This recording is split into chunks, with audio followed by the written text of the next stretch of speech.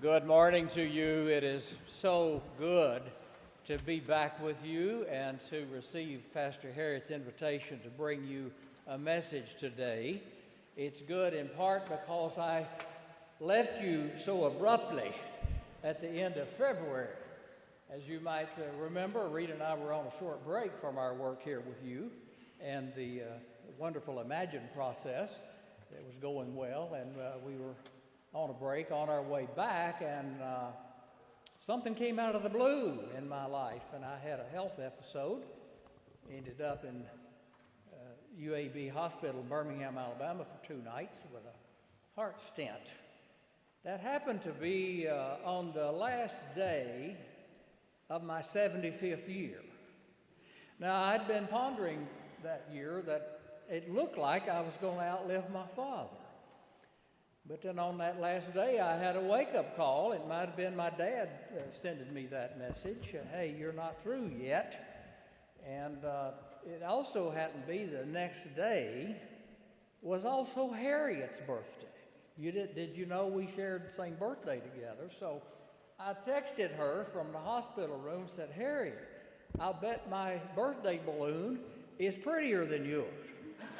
And she thought maybe it was. I don't know if she'd received hers yet, but there we were. And so I said, one of the things we need to do immediately is take me off the payroll, because I think part of this message is you need to go on with other parts of your life, John.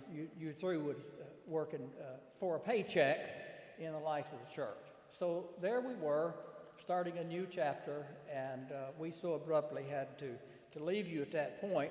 But we have, and will never leave you in heart. And Harriet and I are talking about a session in early September where we come back and discuss again what we were doing in the process of Imagine and what Imagine means for you going forward to these wonderful and bright years ahead of us. So here we are today. Now, what church has an original song written for the text of the day? Only Madison Street and Tim Sharp could do that, and surely, Harriet, we have ways to get that on Clarksville radio over the next couple of weeks. It'll be a big hit, particularly for those churches that might preach from lectionary lessons. But at any rate, we're here on Promotion Sunday, which I think of as a crossing over. Promotion is always a crossing over, as Pastor Brooke reminded us, as our children are this week in public schools and here crossing over to new opportunities, new situations, new rooms, new teachers, perhaps new peers, new learning and development. It's a reminder that every phase of life is a crossing over from what has been to what is going to be. And we cross over many, many aspects of life throughout our living. We cross over as these young ones are about to cross over into adolescence or into high school years, and then there's higher education or vocation ahead of them. We're crossing over, and some of them will cross over into marriage and a family and their careers. We'll go through probably a number of crossing over times and periods. And sometimes in midlife, we all have this session or stage of crossing over to readjusting life and careers. And then a lot of us in this room have already experienced crossing over into retirement. And what are we going to do with 20 or 30 more years of living? Life, every moment, every day, every year, is a kind of crossing over. We never finish it. Crossing over always brings a measure of disruption from what has been familiar and tried and true. We've done it every day. We know how to do it. We know what comes next. But crossing over means some of that gets disrupted, and we have to take some risks to take the next step into the unknown, crossing over. Now, I don't probably need to remind you of how many seismic crossings we're involved in right now in 2024 at every dimension of life. Comes no surprise to you that the Church of Jesus Christ in North America is in an age of crossing over. We're crossing over from what was very familiar to us and very established and very respected and solid and sustainable to a time when we're having to adapt to things we've never experienced before. The church. And we're finding our way. Pastor Harriet, Pastor Bo, Pastor Tim, all of us struggle with this crossing over time in which we're in the midst. I'm at the end of my career. Pastor Bo's at the beginning of his. He will now have to experience this seismic crossing into a new time for the Church of Jesus Christ in North America and Tennessee and Clarksville. We don't have it all figured out yet. We may never.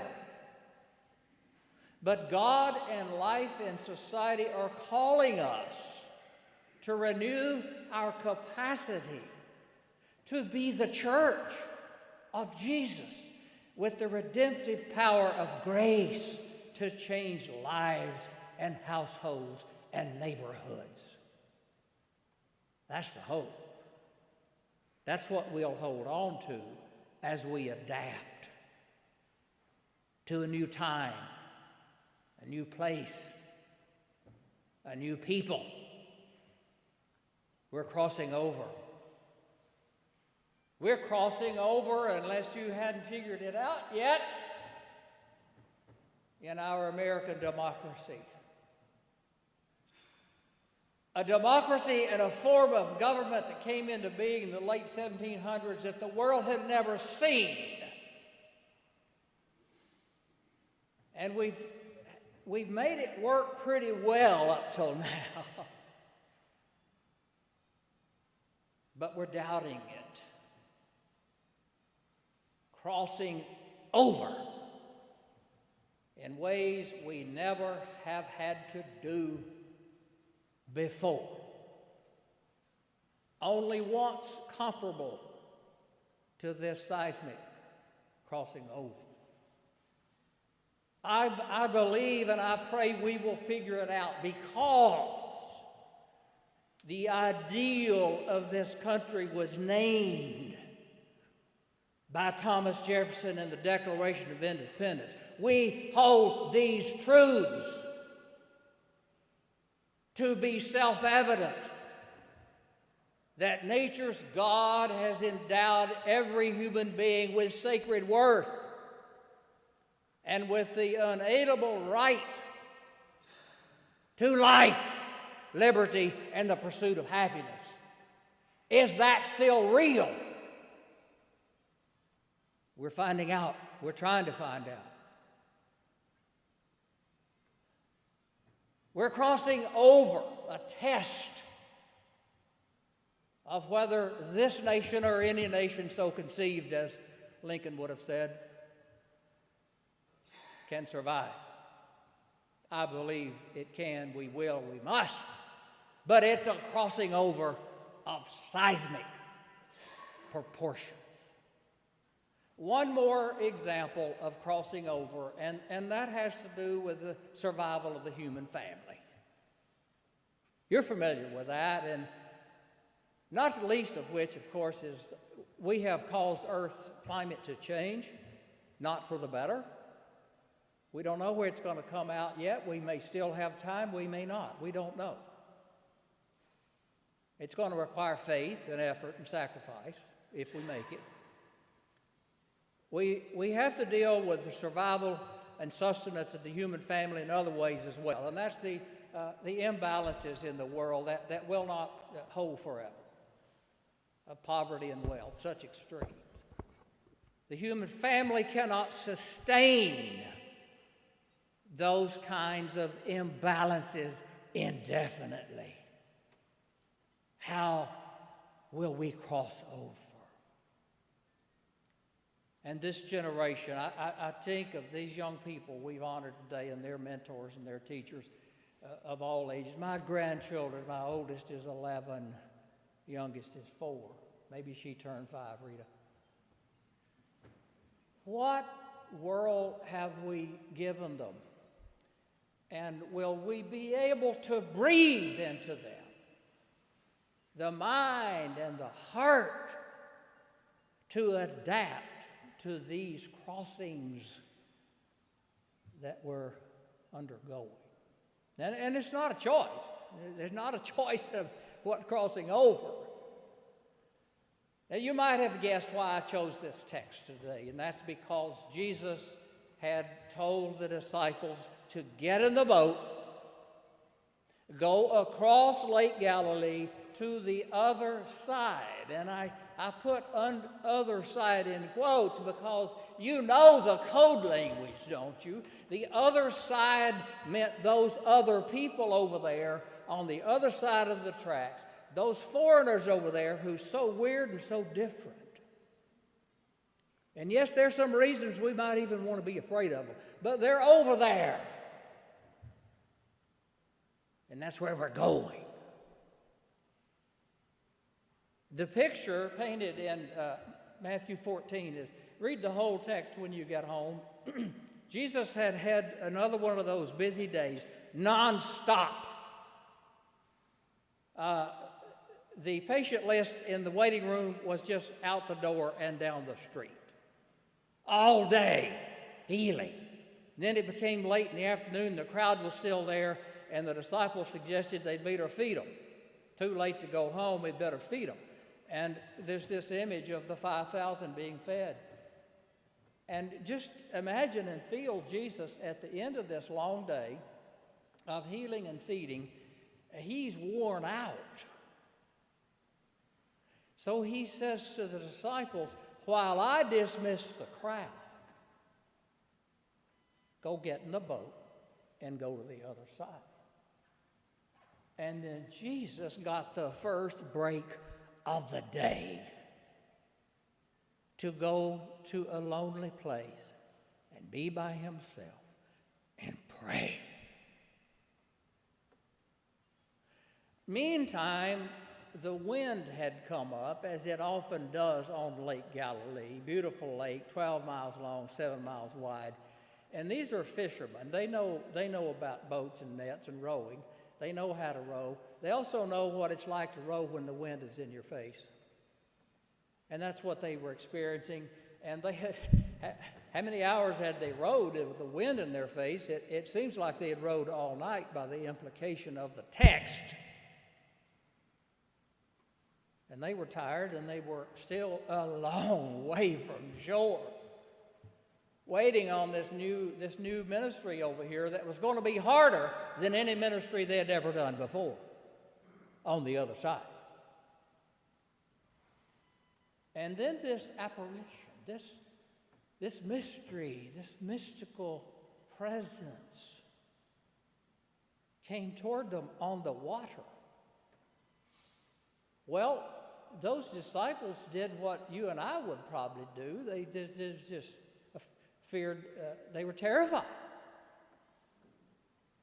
It's a ghost. It's a spook. It's a demon. It's all the negativity and cynicism wrapped up in one apparition. It's awful.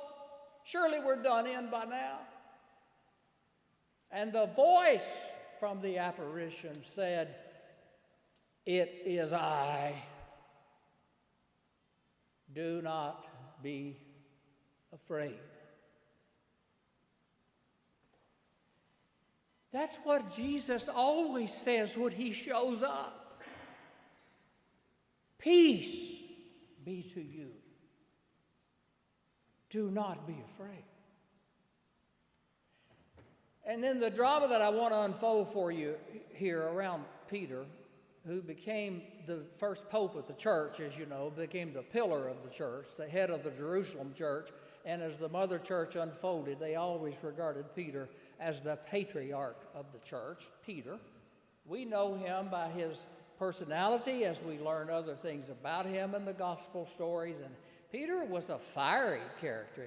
He had a temper, and he was tempestuous. And at times, Peter wanted to sort of put himself out there in ways he wasn't capable of, and had to learn some hard lessons right up to the end of Jesus' life. So Peter said, "Oh, Jesus, if you could walk on water, maybe I can too." And so he said to Jesus, now listen carefully to the words, "If it is you, if it is you, bid me come to you on the water." You know, we can't psychologize Jesus in any situation, but I just have to believe that in Jesus' mind, he's saying, "Okay, Peter, here you go again. We got to teach you another lesson. Yeah, come on, Peter, come on." And as soon as Peter faced the realities of the wind and the waves, he started to sink, as I would, as you would, as any of us would in the human world, where gravity is real and physics is real. Peter then reaches, shall we say, the existential bottom. The existential bottom when we've tried everything we know and it doesn't work. And we've made a fool of ourselves by chasing apparitions, and we cry out the only cry that is possible in those moments, "Lord, save me." And I believe when you and I reach those points in life journeys and all of its challenges and all of its doubts, and sometimes it's tragedies and it's losses, and that's the only thing we can say is, "Lord, save me." Of course, Jesus did with the outreached hand. And the text sort of gets to the point here by saying, when they were all back in the boat, the winds ceased. And they made it to the other side.